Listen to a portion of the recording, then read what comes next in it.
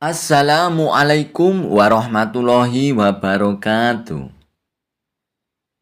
Sahabat Bahaul Story, bagaimana kabar kalian? Semoga selalu dalam keadaan sehat, dimudahkan segala urusan dan dilancarkan rezekinya. Amin ya robbal alamin. Kisah Abu Nawas mengobati pangeran yang sedang sakit. Dikisahkan, secara tidak terduga pangeran yang menjadi putra mahkota pun jatuh sakit.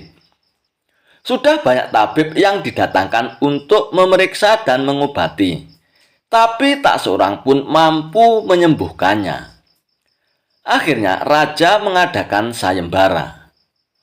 Dan sayembara ini boleh diikuti oleh rakyat dari semua lapisan, tidak terkecuali oleh para penduduk negeri tetangga. Sayembara yang menyediakan hadiah menggiurkan itu dalam waktu beberapa hari berhasil menyerap ratusan peserta.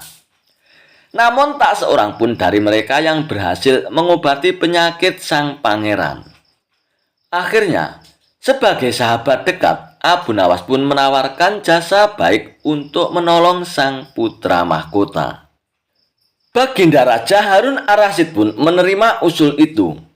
Dengan penuh harap, Abu Nawas sadar bahwa dirinya bukan tabib. Maka dari itulah ia tidak membawa peralatan apa-apa. Para tabib yang ada di istana pun tercengang melihat Abu Nawas yang datang tanpa peralatan yang mungkin diperlukan. Mereka pun berpikir, mungkinkah orang semacam Abu Nawas bisa mengobati penyakit yang diderita oleh pangeran? Sedangkan para tabib yang terkenal dengan peralatan yang lengkap saja tidak sanggup. Bahkan penyakitnya pun tidak terlacak. Abu Nawas merasa bahwa seluruh perhatian tertuju padanya. Namun Abu Nawas tidak begitu memperdulikannya. Abu Nawas pun akhirnya dipersilakan masuk ke kamar pangeran yang sedang berbaring. Ia menghampiri sang pangeran dan duduk di sisinya.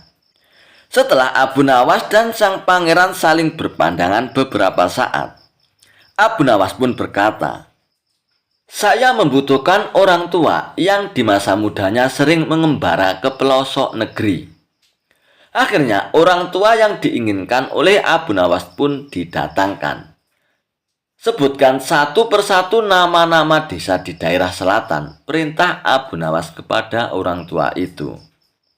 Ketika orang tua itu menyebutkan nama-nama desa bagian selatan, Abu Nawas menempelkan telinganya ke dada sang pangeran. Kemudian Abu Nawas memerintahkan agar menyebutkan bagian utara, barat, dan timur. Setelah semua bagian negeri disebutkan, Abu Nawas mohon agar diizinkan mengunjungi sebuah desa di sebelah utara. Raja pun merasa heran. "Engkau kuundang ke sini bukan untuk bertamasya, Abu Nawas." "Hamba tidak bermaksud berlibur yang mulia," kata Abu Nawas.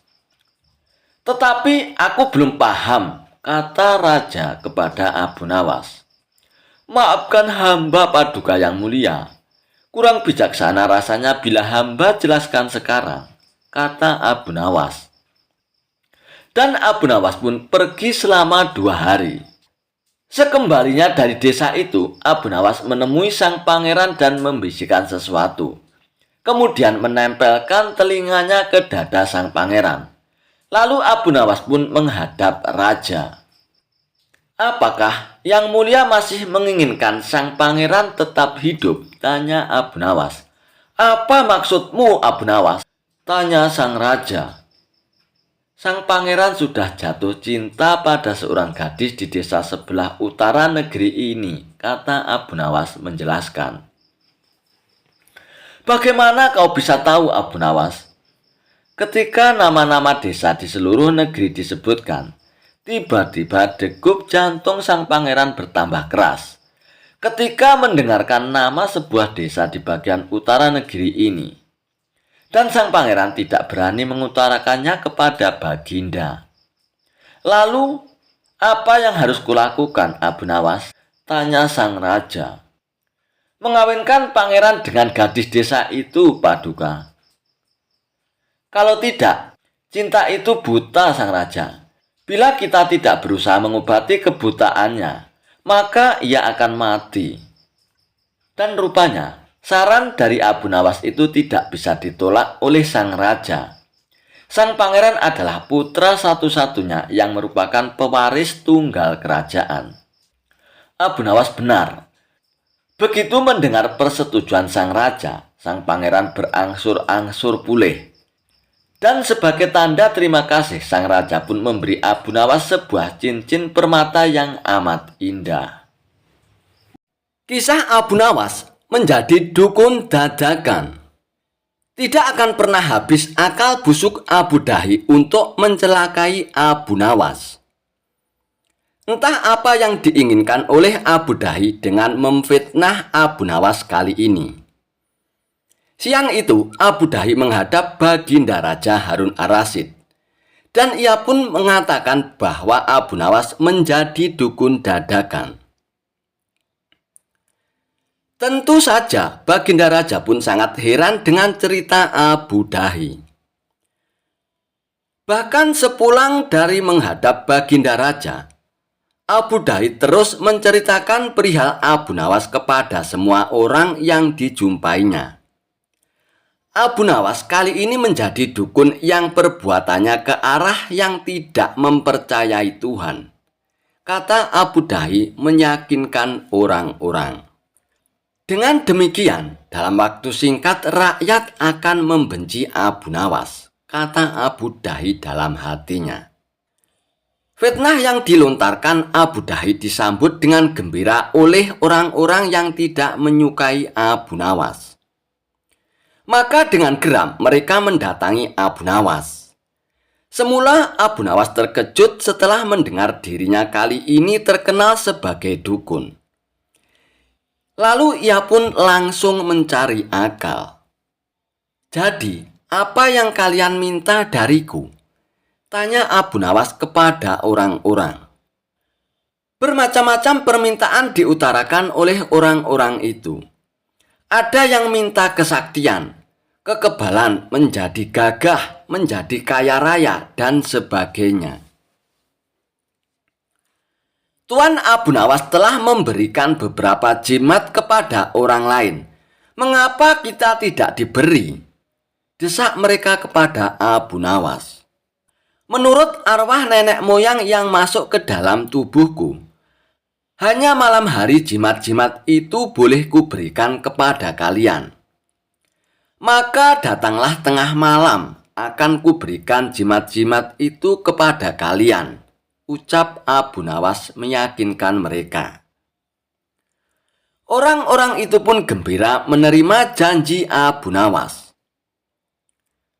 Maka tepat tengah malam, orang-orang itu pun sudah berbondong-bondong datang menemui Abu Nawas.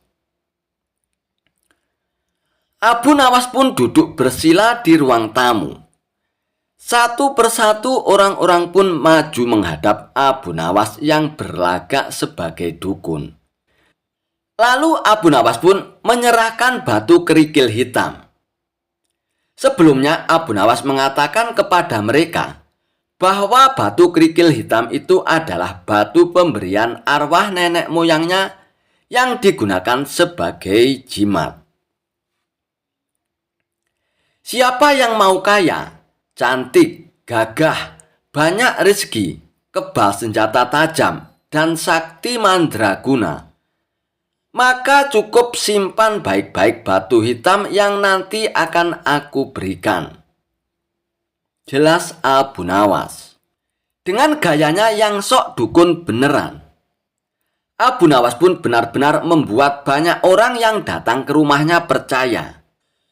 Nah, para hadirin, tidak akan lama lagi akan muncul seseorang yang mengaku dukun pintar selain hamba. Itulah saat yang tepat bagi tuan-tuan untuk memanfaatkan batu jimat pemberian hamba ini, kata Abu Nawas. Memanfaatkan bagaimana Abu Nawas? Tanya mereka dengan penasaran. Datangi dia dan lemparkan batu kerikil hitam itu padanya. Lalu katakan, apa keinginan kalian? Begini caranya. Yang berniat ingin kaya, lemparkan pada dukun itu dan katakan, aku ingin kaya raya. Nah, gampang kan? Setelah melempar batu itu, kalian akan menjadi kaya raya. Jelas Abu Nawas sambil tersenyum. Mendengar penjelasan Abu Nawas, maka bergembiralah orang-orang itu. Kerikil hitam di tangan mereka pun lalu digenggam dengan erat-erat. Sebelum pergi, beberapa orang sempat menyodorkan amplop berisi uang sebagai ucapan terima kasih kepada Abu Nawas. Tentu saja Abu Nawas pun menolaknya. Setelah orang-orang itu pulang, Abu Nawas pun terus berpikir, siapa yang telah memfitnah dirinya menjadi dukun? Ia pun mundar-mandir mencari akal untuk menjebak orang yang telah memfitnahnya. Akan ku beri pelajaran dia. Barang siapa yang menggali lubang, dia sendiri yang akan terperosok ke dalamnya, kata Abu Nawas dalam hatinya. Dari hari ke hari, Abu Nawas makin terkenal menjadi dukun. Ia selalu dikunjungi banyak orang. Orang-orang yang datang selalu memberi uang kepadanya. Tentu saja Abu Nawas menolaknya, sambil mengatakan bahwa ia selalu mendapatkan uang sekeranjang setiap harinya. Hamba sekarang kaya raya melebihi Baginda Raja. Bayangkan, sekeranjang uang emas hamba dapatkan dari pekerjaan hamba menjadi dukun, kata Abu Nawas kepada setiap orang yang dijumpainya. Perihal Abu Nawas mendapat sekeranjang uang emas setiap harinya, sampai juga ke telinga Abu Dahi. Hingga membuat hati Abu Dahi pun menjadi panas. Kurang ajar Abu Nawas. Maksudku memfitnah Abu Nawas agar dijauhi rakyat dan Baginda Raja. Malah ia menjadi kaya raya, geram Abu Dahi dalam hatinya. Lalu timbullah pikiran licik Abu Dahi. Aku juga akan melakukannya. Kekayaannya akan aku ambil alih. Kemudian, ia pun memerintahkan orang-orangnya untuk keluar masuk kampung guna menyampaikan kabar bahwa Abu Dahi menjadi dukun hebat. Mendengar kabar itu, orang-orang yang menyimpan batu-batu jimat pemberian Abu Nawas langsung bersiap-siap. Ketika Abu Dahi muncul di halaman rumahnya dengan pakaian ala dukun, datanglah mereka secara berbondong-bondong. Abu Dahi tampak gembira dengan menyambut mereka dengan senyuman. Namun betapa terkejutnya Abu Dahi ketika secara bersamaan orang-orang yang datang tersebut mengeluarkan batu-batu kerikil hitam dan melemparkannya ke arah Abu Dahi disertai dengan permintaan. Aku ingin kaya, aku ingin kebal, aku ingin gagah dan tampan, teriak mereka. Ya, sahut Abu Dahi sambil mengelak dari lemparan batu itu. Ia pun langsung mengambil langkah 1000 dan masuk ke dalam rumah. Akan tetapi orang-orang itu terus saja melempari rumah Abu Dahi sambil berteriak-teriak. Setelah puas, orang-orang itu pun pulang ke rumah masing-masing dengan wajah berbinar-binar. Tinggallah Abu Dahi yang tidak habis pikir, mengapa orang-orang itu melemparinya. Abu Nawas yang melihat kejadian itu hanya tersenyum kejut. Ia bukan senang melihat Abu Dahi dilempari batu-batu kerikil hitam oleh orang-orang. Akan tetapi, ia ingin menyadarkan sifat buruk Abu Dahi. Kisah Abu Nawas dan peramal palsu. Dikabarkan bahwasanya di kota Baghdad ada seseorang yang mengaku sebagai seorang peramal yang sakti. hingga menggemparkan kota Baghdad. Kabar tersebut didengar oleh Abu Nawas. Peramal sakti tersebut sesumbar di depan orang banyak bahwasanya ia mengetahui peristiwa yang akan datang. Bahkan ada sebagian orang sengaja datang ke tempat peramal itu untuk meminta diketahui nasibnya. Hal ini membuat rakyat pun penasaran, termasuk Abu Nawas. Dengan ekspresi layaknya orang sakti, orang tersebut memberitahu kepada pasiennya tentang nasib yang akan terjadi di kemudian hari. Orang yang mengaku sakti itu cukup pintar mengolah kata-kata. Sebab apabila ramalannya tidak sesuai dengan kenyataan, dia beralasan karena si pasien telah melanggar aturannya, sehingga nasib baiknya tidak kunjung datang. Anehnya, ada saja orang yang percaya dengan bualan si peramal palsu tersebut. Alhasil, rumahnya kini banyak didatangi pasien yang ingin diramal masa depannya. Hal ini membuat Abu Nawas pun resah. Ia ingin sekali memberi pelajaran kepada si peramal palsu tersebut. Setelah berpikir lama, akhirnya sosok Abu Nawas pun menemukan ide untuk mengerjai orang yang mengaku sakti tersebut. Keesokan harinya, Abu Nawas pun datang ke rumah si peramal palsu dengan membawa tongkat di tangannya. "Ada apa, wahai anakku? Apa yang kau keluhkan?" tanya si peramal palsu itu dengan nada yang sok berwibawa. "Aku cuma mau bertanya, Pak Tua, apa benar Anda bisa meramal masa depan?" tanya Abu Nawas. "Oh, tepat sekali anakku. Kau datang ke tempat yang benar," jawab orang tersebut. "Oh, begitu ya. Selain meramal masa depan orang, apakah Anda juga bisa meramal nasib Anda sendiri di masa yang akan datang?" tanya Abu Nawas lagi. "Oh, tentu saja bisa, wahai anakku.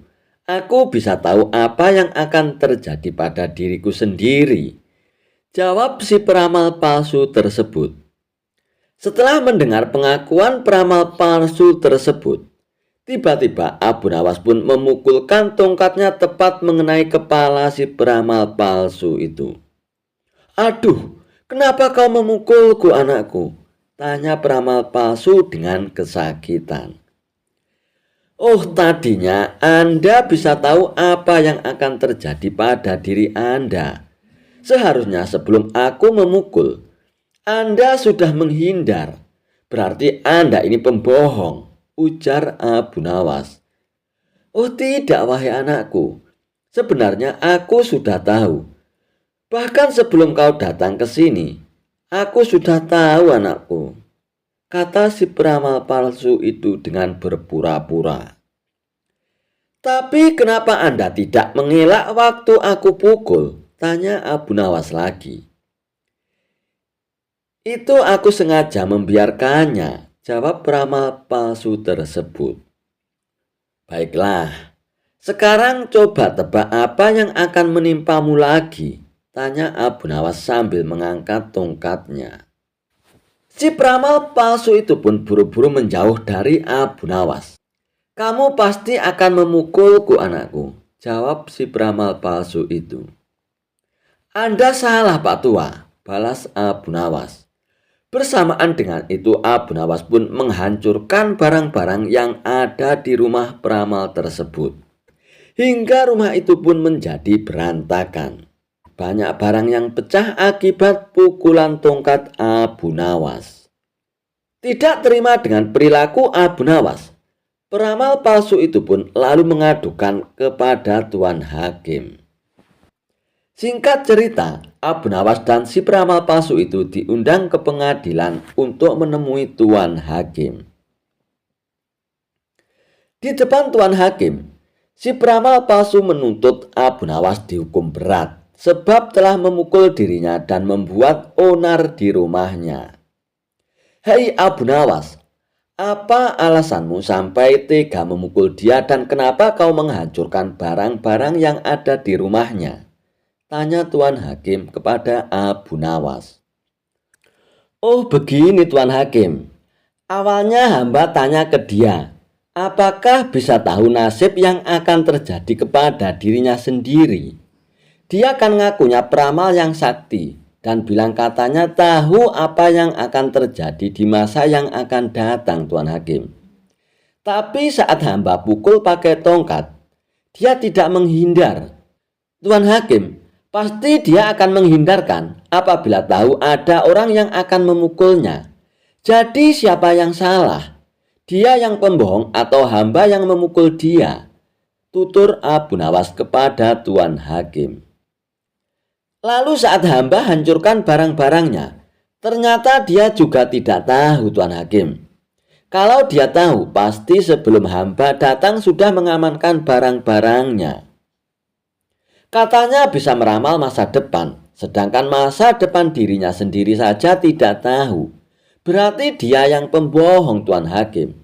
Jelas Abu Nawas. Ada benarnya apa yang dikatakan Abu Nawas.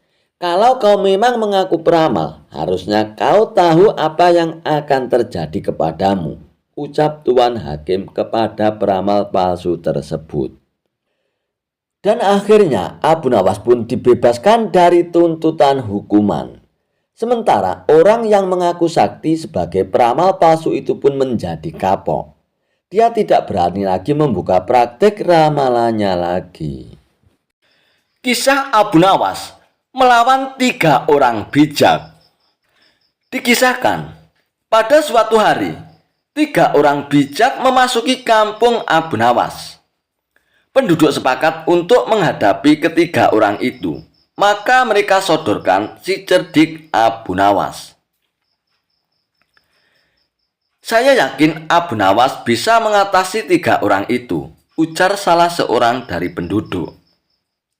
Singkat cerita, Abu Nawas pun akhirnya setuju menghadapi 3 orang bijak itu.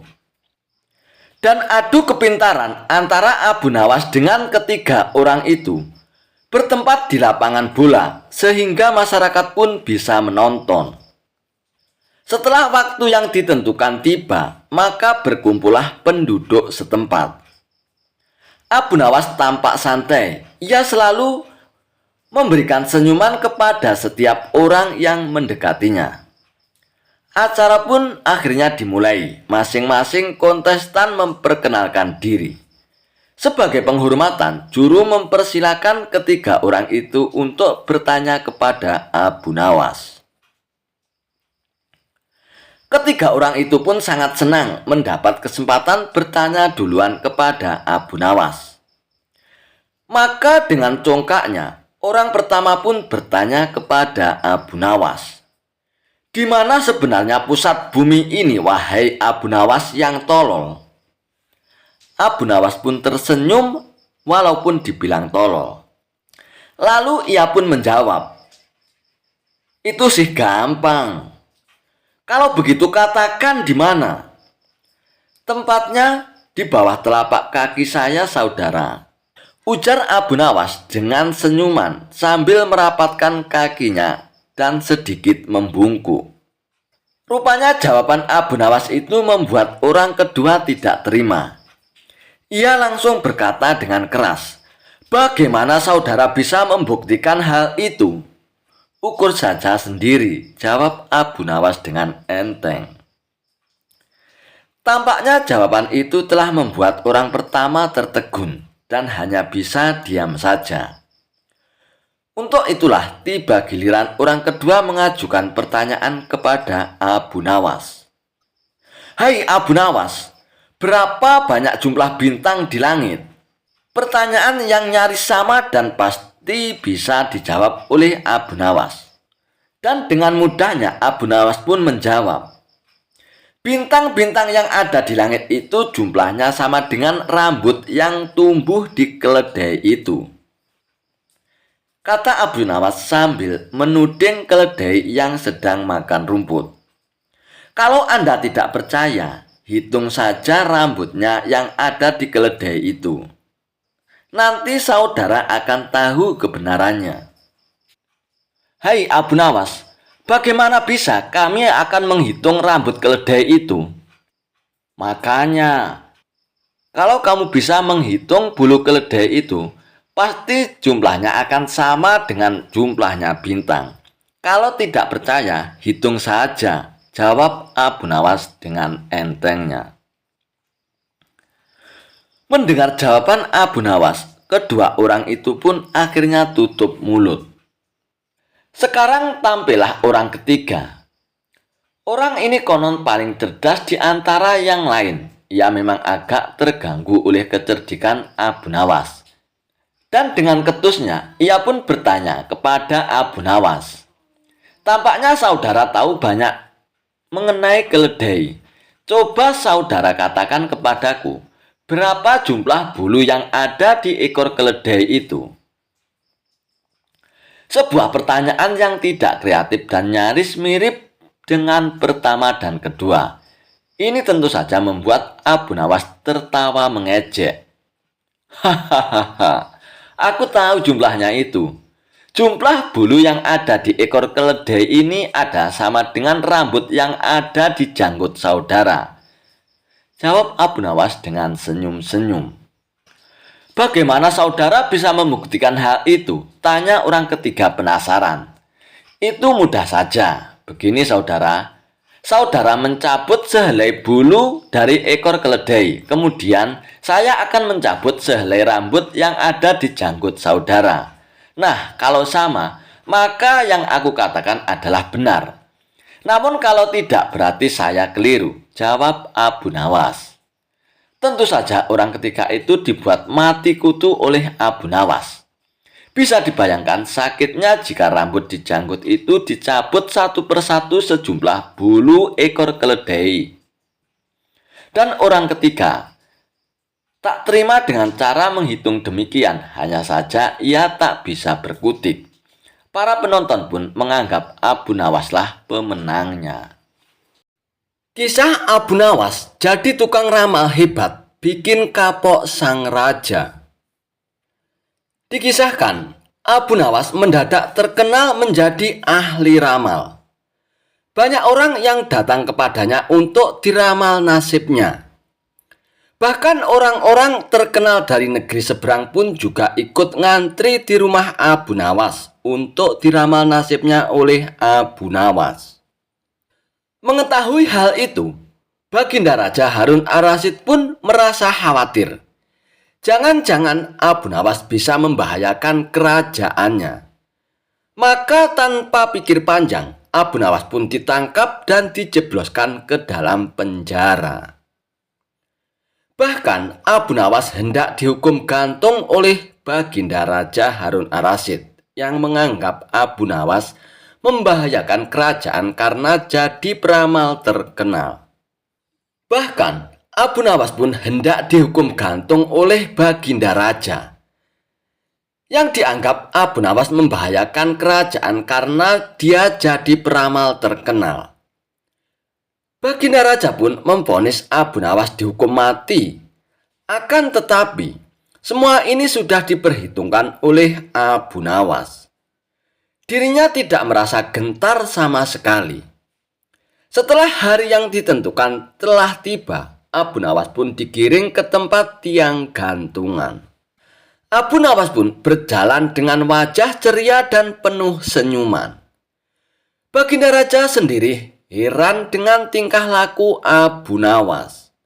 "Hei Abu Nawas, di saat-saat terakhirmu, kenapa kamu malah terlihat bahagia?" tanya Baginda Raja dengan penasaran. "Wahai Paduka yang mulia, bagaimana saya tidak bahagia? Karena dimanapun saya berada, Baginda selalu setia menemaniku," sahut Abu Nawas. "Saya sangat beruntung mempunyai raja seperti Baginda," ujar Abu Nawas. "Apa maksudmu Abu Nawas?" tanya Baginda Raja tidak mengerti. "Paduka yang mulia, sudah tahu sendiri kan, Kalau saya sudah terkenal sebagai peramal yang tidak pernah meleset, ucap Abu Nawas. Dan menurut ramalan saya, 3 hari setelah kematian saya, maka Paduka akan menyusul saya di akhirat, ucap Abu Nawas dengan yakin. Kita akan di sana bersama-sama, Paduka yang mulia. Dan saya bisa mengadukan perbuatan Paduka kepada para malaikat di sana, ucap Abu Nawas menakut-nakuti Baginda Raja. Spontan saja wajah Baginda Raja pun langsung menjadi pucat. Dia pun terlihat takut dan gemetaran. Wahai prajurit, segera lepaskan Abu Nawas, bawa dia kembali ke dalam penjara, perintah Baginda Raja. Lalu akhirnya Abu Nawas pun tidak jadi dihukum mati. Bahkan di dalam penjara pun Abu Nawas kembali berkata kepada para prajurit, "Hai prajurit, sampaikan kepada Baginda Raja, kalau saya terus-terusan di sini, saya bisa sakit dan akhirnya saya mati. Itu artinya Baginda juga tidak lama lagi akan mati juga," ucap Abu Nawas. Prajurit tersebut segera menyampaikan pesan Abu Nawas kepada Baginda Raja. Untuk kedua kalinya, Baginda Raja pun dibuat takut oleh Abu Nawas. Maka dengan segera, Baginda Raja pun akhirnya membebaskan Abu Nawas. Untuk meyakinkan keselamatan Abu Nawas, Baginda Raja pun menyuruh beberapa prajurit untuk mengawalnya sampai di rumah. Dan setibanya di rumah, Abu Nawas pun kembali berkata kepada para prajurit, "Hai prajurit, kalian tahu sendiri kan, beberapa hari ini aku tidak bekerja. Di rumahku tidak ada hidangan sama sekali. Lalu kami sekeluarga mau makan apa? Saya bisa jatuh sakit nantinya dan meninggal karena ini. Maka sampaikanlah perkataan ini kepada Baginda Raja," ucap Abu Nawas. Walhasil, mendengar laporan dari prajuritnya, Baginda Raja pun kembali dibuat menjadi takut oleh Abu Nawas. Lalu dia pun memerintahkan pengawalnya untuk memenuhi kebutuhan keluarga Abu Nawas, termasuk memberikan hidangan lezat setiap hari ke rumah Abu Nawas.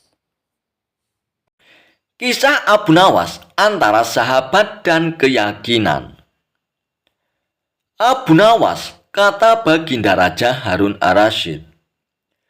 "Daulat Paduka yang mulia," jawab Abu Nawas. "Aku akan berterus terang kepadamu bahwa kali ini engkau aku panggil bukan untuk kupermainkan atau aku perangkap. Tetapi aku benar-benar memerlukan bantuanmu, Abu Nawas," kata Baginda Raja. "Apakah gerangan yang bisa hamba lakukan untuk Paduka yang mulia?" tanya Abu Nawas. "Ketahuilah Abu Nawas, bahwa beberapa hari yang lalu aku mendapat kunjungan dari negeri sahabat. Kebetulan rajanya beragama Yahudi. Raja itu adalah sahabat karibku hingga begitu berjumpa denganku, dia langsung mengucapkan salam secara Islam. Aku tidak menduga sama sekali. Tanpa pikir panjang, aku membalas salamnya sesuai dengan ajaran agama kita, yaitu kalau mendapat salam dari orang yang tidak beragama Islam, hendaklah dijawab dengan "Wassamu alaikum" atau "kecelakaan bagi kamu." Dan tentu saja dia merasa tersinggung. Dia menanyakan mengapa aku tega membalas salamnya yang penuh dengan doa keselamatan dengan jawaban yang mengandung kecelakaan. Saat itu sungguh aku tak bisa berkata apa-apa selain diam.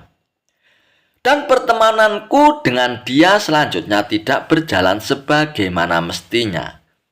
Aku berusaha menjelaskan bahwa aku hanya melaksanakan apa yang dianjurkan oleh ajaran agama Islam. Akan tetapi dia tidak bisa menerima penjelasanku. Aku merasa bahwa pandangannya terhadap Islam tidak semakin baik, tetapi malah sebaliknya. Namun, bila engkau mempunyai alasan lain yang bisa aku terima, kita akan tetap bersahabat. Begitu kata sahabat karibku itu.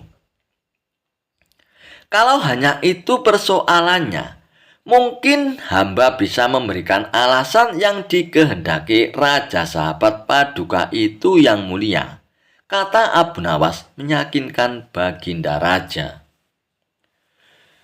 Mendengar kesanggupan Abu Nawas, Baginda Raja pun amat riang dan ia pun berulang-ulang menepuk pundak Abu Nawas. Wajah Baginda Raja yang semula gundah gulana seketika itu juga berubah menjadi cerah. Cepat katakan wahai Abu Nawas, jangan biarkan aku menunggu, kata Baginda Raja tak sabar. Baginda yang mulia, memang sepantasnya lah kalau Raja Yahudi itu menghaturkan ucapan salam keselamatan dan kesejahteraan kepada Baginda. Karena ajaran Islam memang menuju keselamatan dari siksa api neraka dan kesejahteraan menuju surga. Bukankah Islam mengajarkan tauhid yang berarti tidak menyekutukan Allah Subhanahu wa Ta'ala, juga termasuk tidak menganggap Allah mempunyai anak? Nah, ajaran tauhid ini tidak dimiliki oleh agama-agama lain, termasuk agama yang dianut Raja Yahudi Sahabat Paduka itu. Ajaran agama Yahudi menganggap Uzair adalah anak Allah. Maha suci Allah dengan anggapan itu dan tidak pantas Allah mempunyai anak. Sedangkan orang Islam membalas salam dengan ucapan wassalamu alaikum atau kecelakaan bagi kamu. Bukan berarti mendoakan agar kamu celaka. Akan tetapi, semata-mata karena ketulusan dan kejujuran Islam yang masih bersedia memperingatkan orang lain atas kecelakaan yang akan menimpanya, bila mereka tetap berpegang teguh pada keyakinan yang keliru. Dan seketika itu juga kegundahan Baginda Raja Harun ar-Rasyid pun sirna. Dan kali ini saking gembiranya, Baginda Raja pun menawarkan agar Abu Nawas memilih sendiri hadiah apa yang disukainya.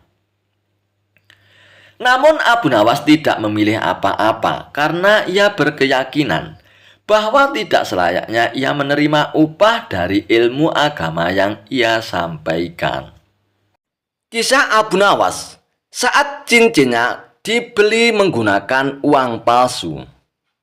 Seorang bernama Abu Jahil naksir cincin yang dimiliki Abu Nawas kala itu.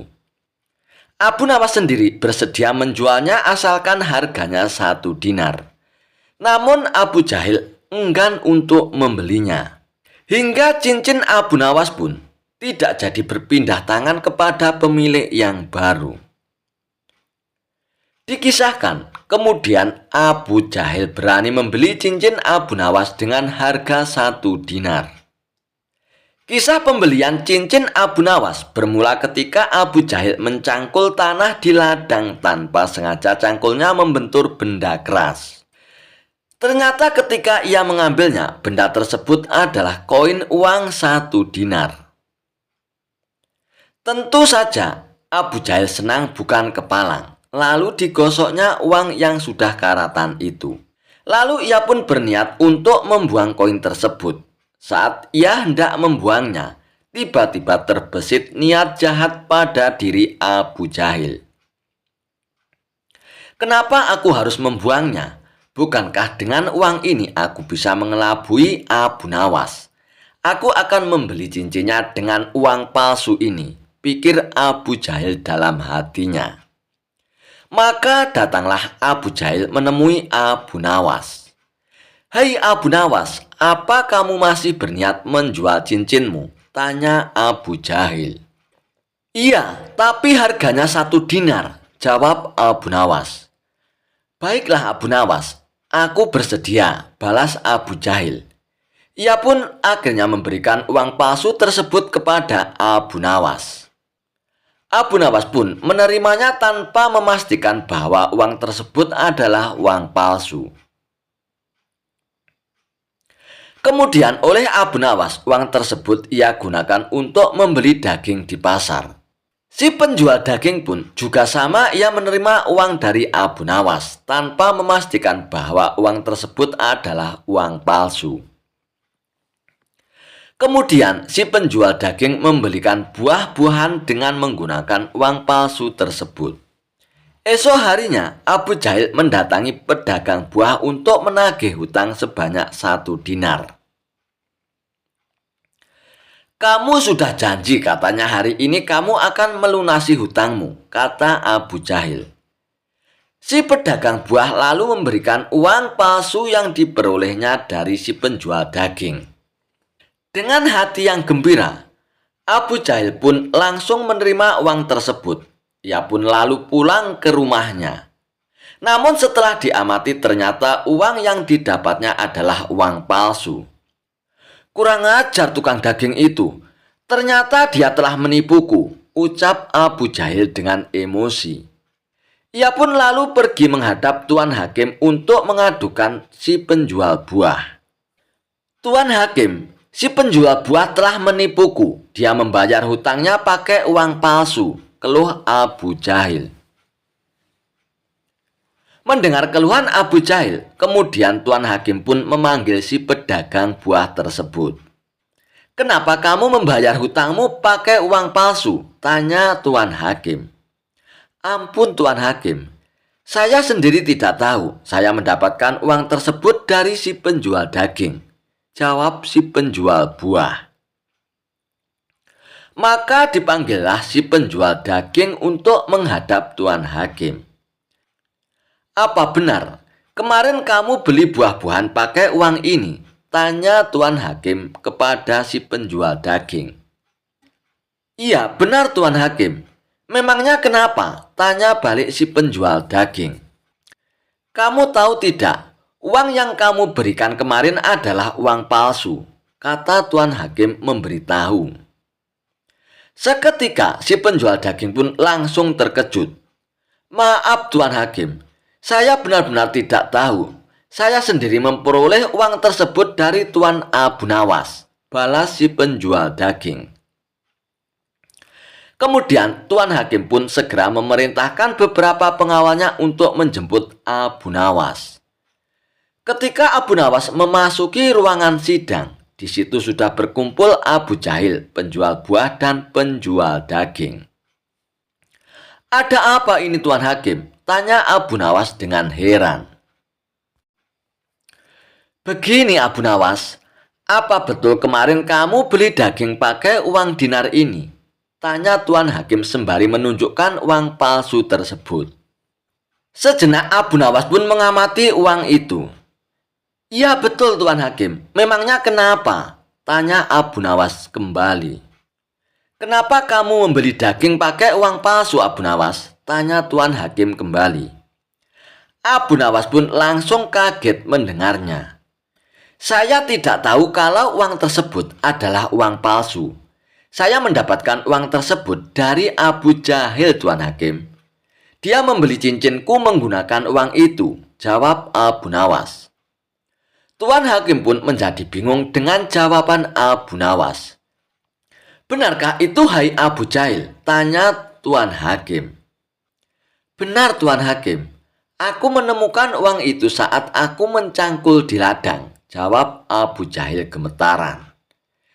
"Kamu telah menipu orang lain Abu Jahil, tapi kamu malah menuduh orang lain menipumu. Jadi masalah ini sebenarnya bersumber dari kamu sendiri Abu Jahil," bentak Tuan Hakim. "Karena kamu telah membuat kegaduhan, maka kamu didenda 10 dinar atau kurungan penjara selama 10 bulan, kata Tuan Hakim memutuskan masalah tersebut. Dengan berat hati, terpaksa Abu Jahil pun harus membayar denda tersebut. Sebelum mereka membubarkan diri, Abu Nawas memberi nasihat kepada Abu Jahil.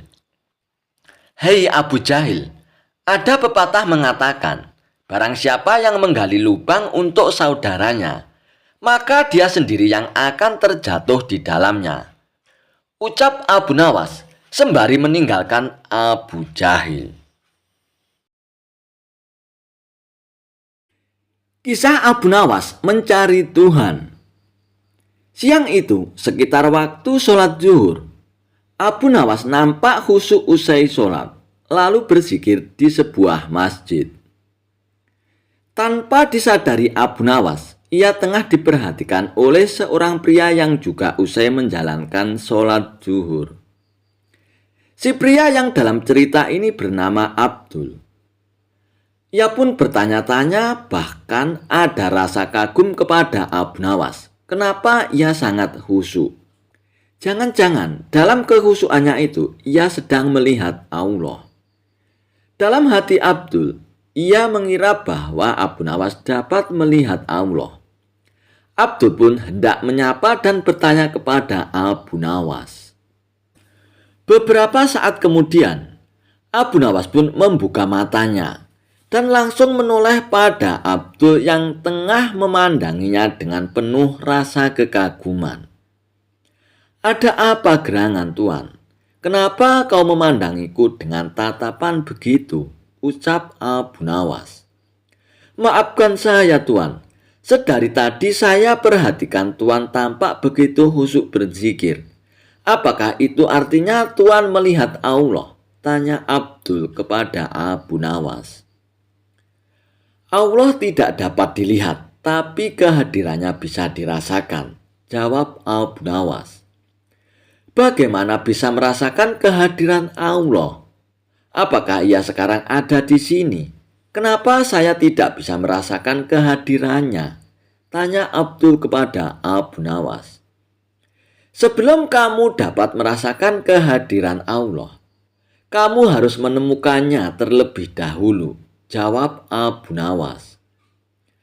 Abdul pun sudah lama mengembara mencari Tuhan, namun ia tidak pernah menemukannya. Dan setelah bertemu dengan Abu Nawas, ia pun merasa benar-benar lega dan gembira. "Lantas di mana dan bagaimana saya bisa menemukan Tuhan yang selama ini aku cari-cari, Tuan?" tanya Abdul kepada Abu Nawas. Abu Nawas pun tersenyum dan menyuruhnya untuk sholat 2 rakaat. Dan jika sudah selesai, ia pun meminta Abdul untuk menceritakan apa yang dirasakannya. Setelah menjalankan sholat 2 rakaat, Abdul pun mengatakan apa yang dirasakannya kepada Abu Nawas. "Tuan, terus terang saja selama sholat 2 rakaat saya malah melamun.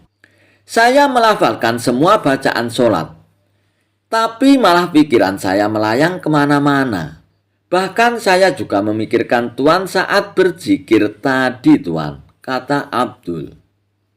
"Saya merasa cemburu. Kenapa Tuan bisa sangat khusyuk saat berzikir, sedangkan saya merasa sangat hampa, Tuan," jelas Abdul kepada Abu Nawas. Abu Nawas pun hanya tersenyum. Ia pun membuat kesepakatan agar keduanya bertemu lagi untuk mengembara mencari Tuhan. 2 hari kemudian, Abdul pun datang lagi sambil membawa perlengkapan untuk perjalanan jauh.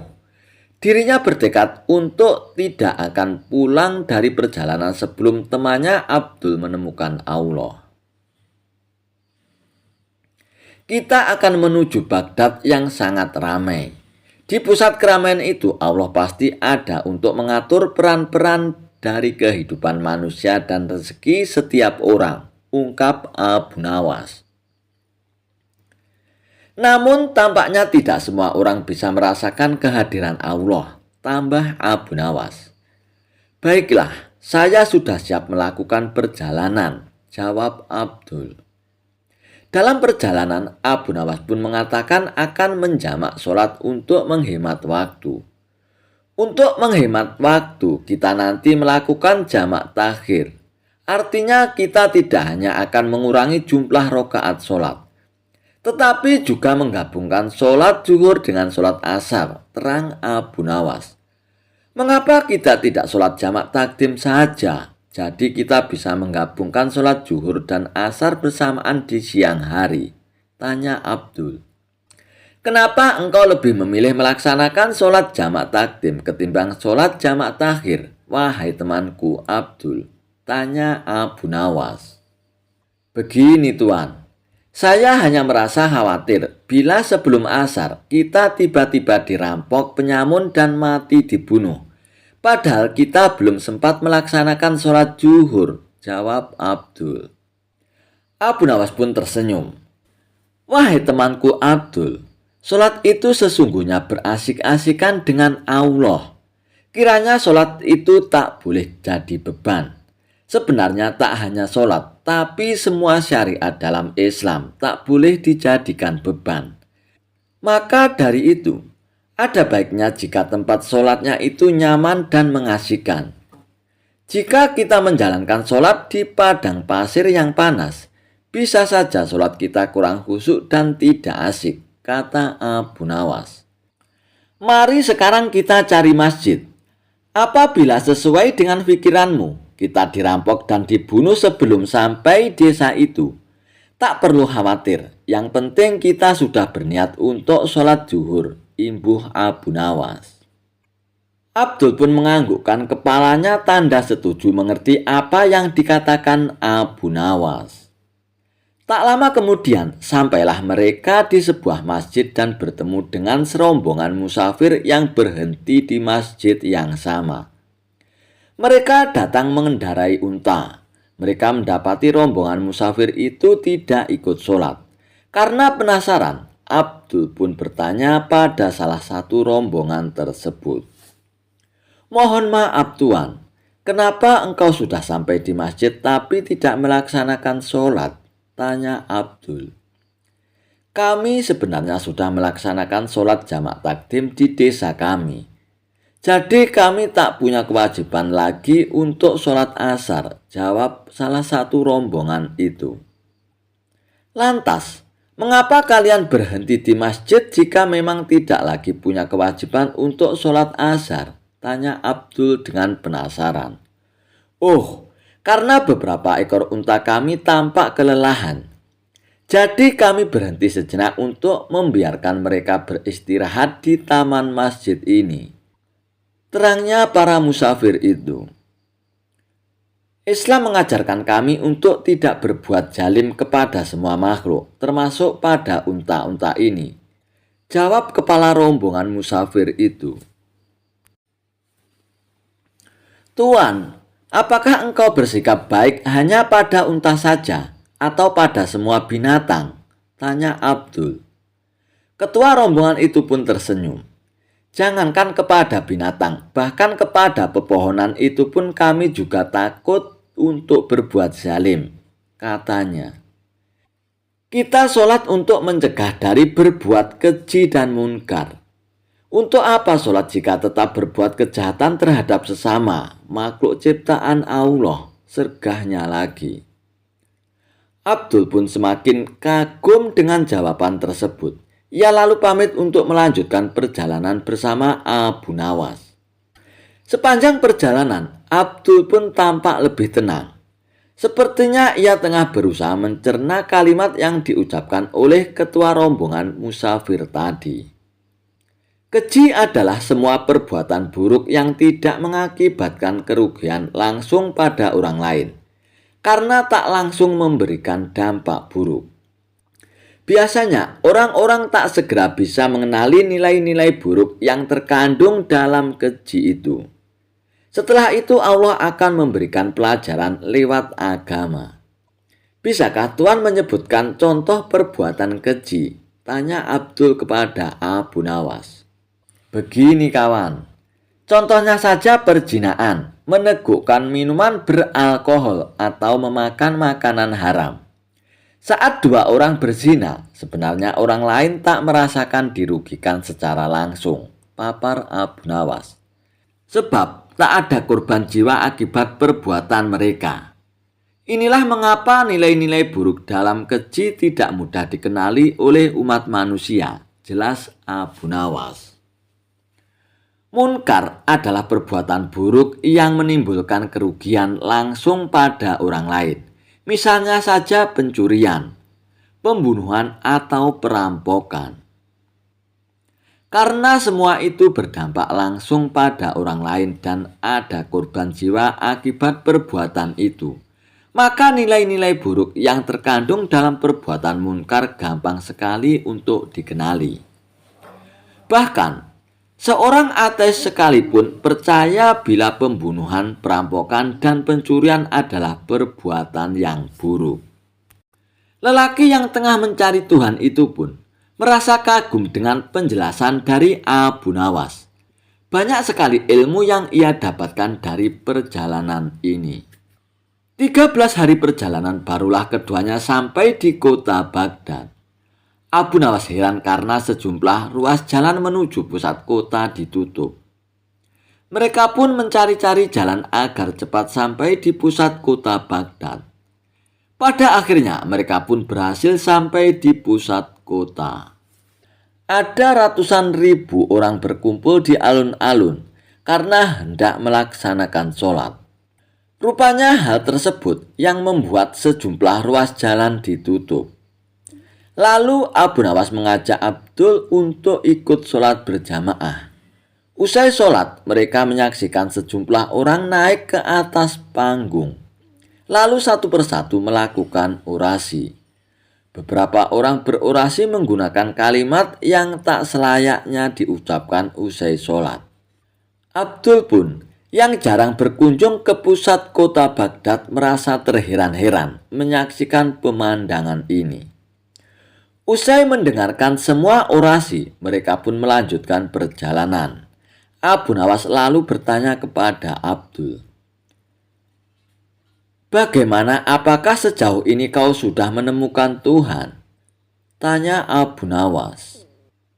"Belum sepenuhnya. Bahkan sejujurnya, di alun-alun tadi saya merasa tidak sholat," ucap Abdul. Abu Nawas pun tahu arah pembicaraan Abdul, tapi ia biarkan temannya itu memikirkan sendiri di atas punggung untanya.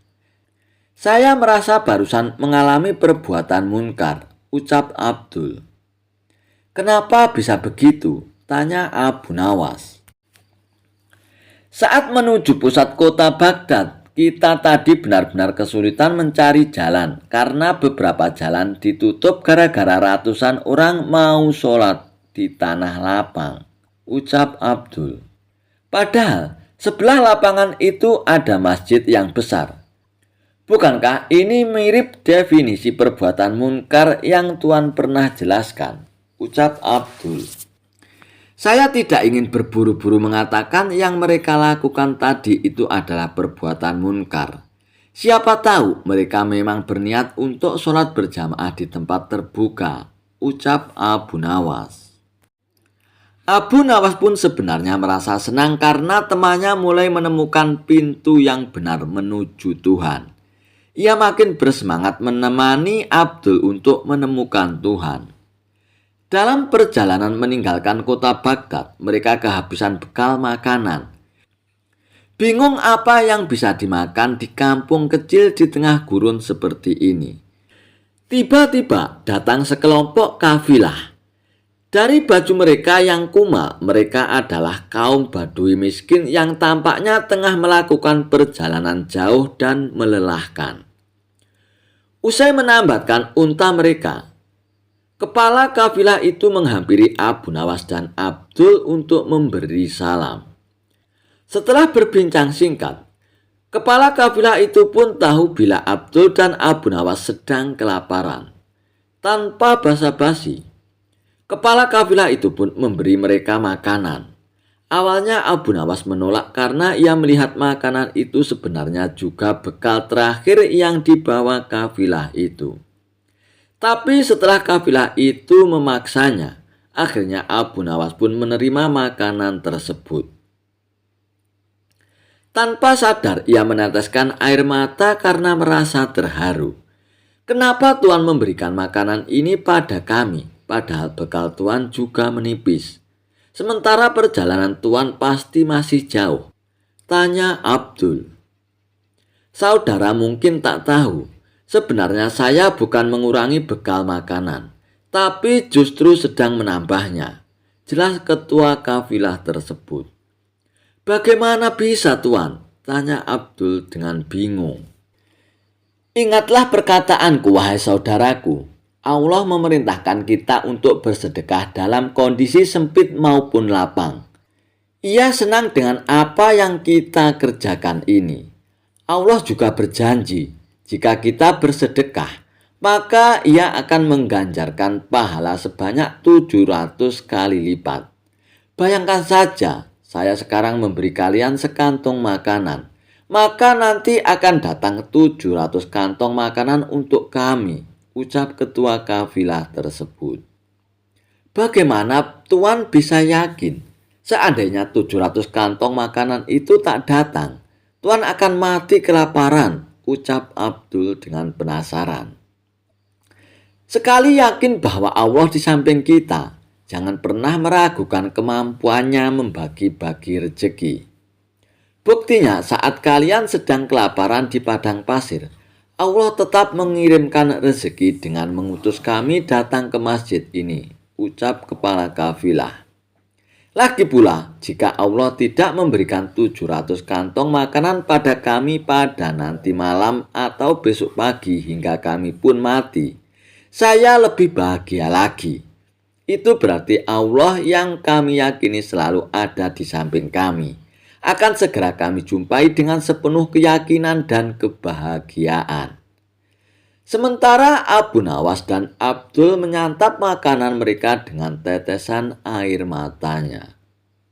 Apakah itu artinya kau sudah menemukan Tuhan, wahai saudaraku Abdul? Tanya Abu Nawas. Benar, Tuan, saya sudah menemukan Tuhan yang selama ini hilang dari saya. Tapi Tuan menikmati keberadaannya dalam zikir Tuan, jelas Abdul kepada Abu Nawas.